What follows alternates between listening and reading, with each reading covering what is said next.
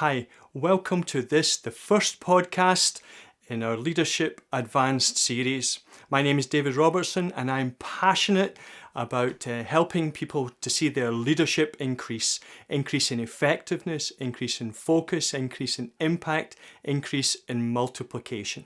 So welcome to podcast number 1, and we're going to begin by considering how our prevailing mindset affects our leadership.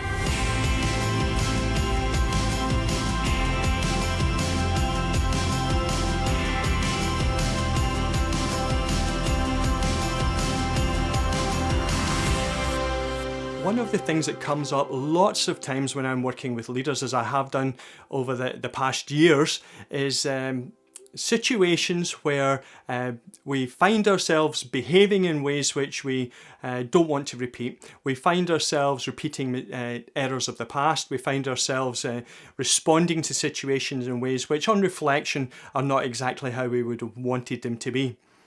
Alternatively, sometimes we find the behaviour of other people to be unpredictable, concerning, or just not exactly what we expected. Sometimes even in our teams there is sometimes a failure to break through in something that we are leading. We seem stuck in a kind of area. And actually, whether it be any one of these three scenarios or some kind of mix-up with them, either in the marketplace where you're working, in your family, your friendship groups, in the life of the church or the community, wherever you are functioning as a leader, these can be very debilitating behaviours.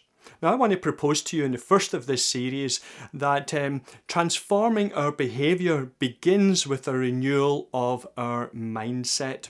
I heard one speaker address it like this. He said, our mindset is basically like an iceberg. The top 20% is visible and 80% is below the surface. And from time to time, it pops itself up and it shows itself in our world. So, for example, some of the things, mindsets that might pop up from time to time, either in you or in other people or in your team, I just thought of a few. So, for example, fear.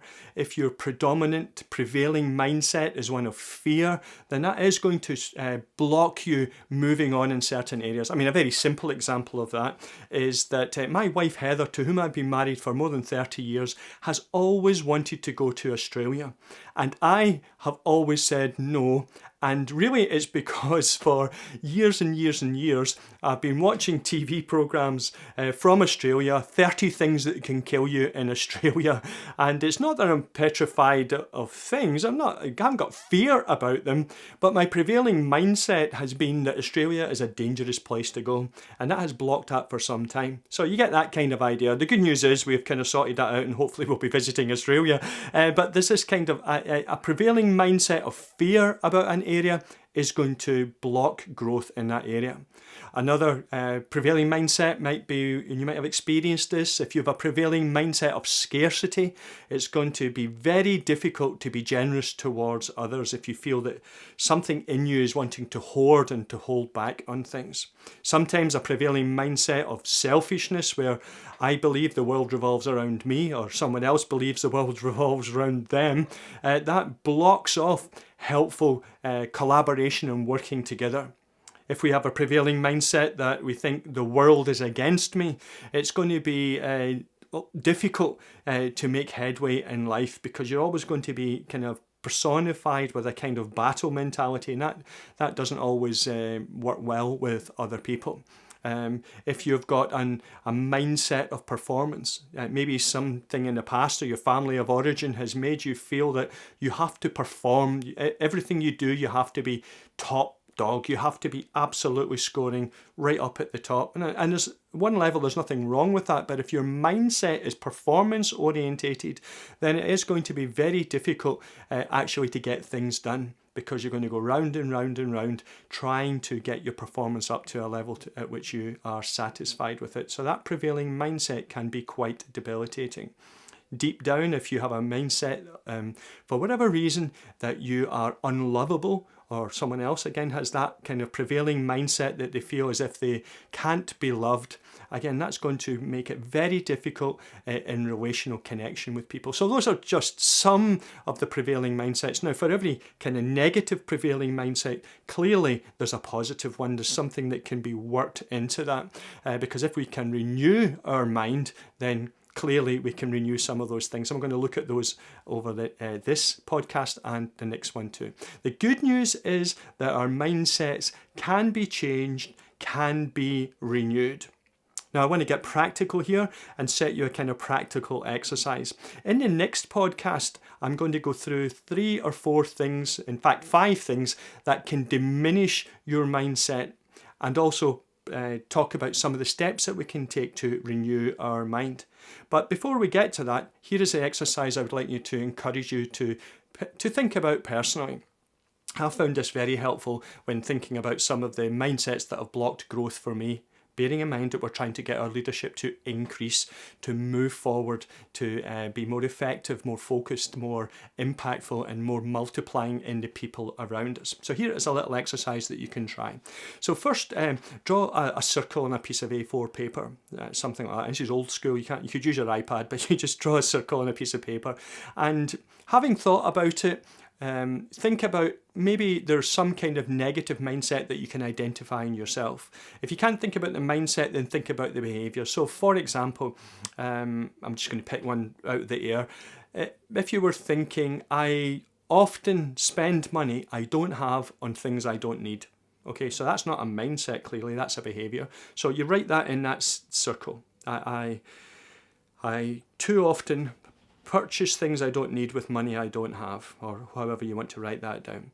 And then I want to challenge you, whatever it is you've written in the circle, to think, ask yourself a question, why might that be the case 5 times? So you just work through that. So again, draw kind of little spider diagram going out of there with these 5 things. So first thing, so why would I spend money I don't have on things I don't need? Well, because it makes me feel good. So you write that in the second circle.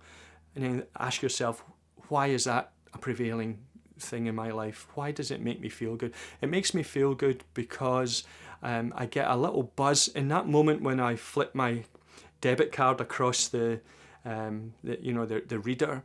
There's a buzz in that buying something. And then I want you to ask yourself why again.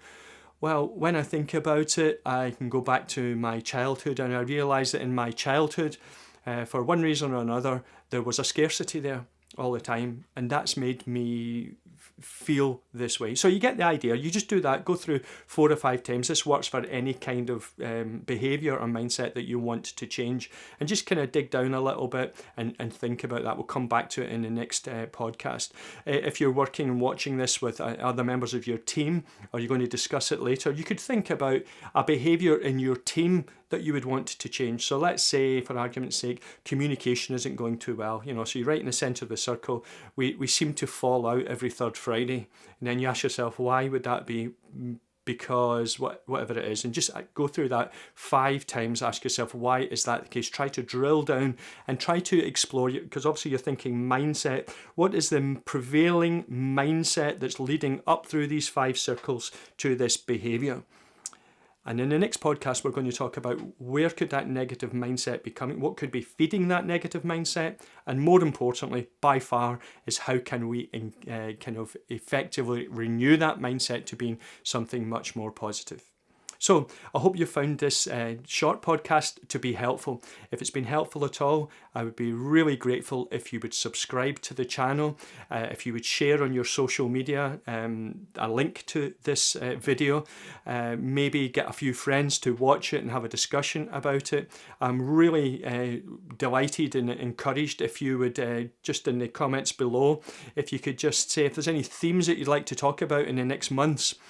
My plan is to put out a short video once a month, so if you've got something you'd like me to address in the leadership area of how you could increase in our leadership, some challenge that you're facing, obviously I won't mention it's you, but I can address that particular issue. I'd love to be able to do that. So for now, thank you so much for watching this advanced podcast. I hope it's been of help to you. So until next time, have a great month.